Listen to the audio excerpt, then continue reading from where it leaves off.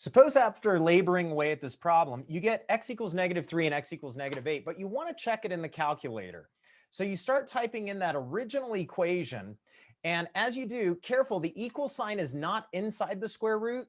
So we need to hit the right direction pad to get out of the square root before hitting alpha and calc to generate the equal sign.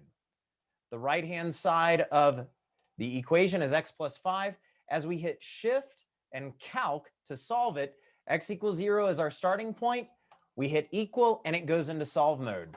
You can see immediately that x equals -3 is a solution, but what about the -8? If we hit equal again, we can go ahead and try -7 or a -8 and see if it ends up being a solution. Hit equal locks it in as our starting point.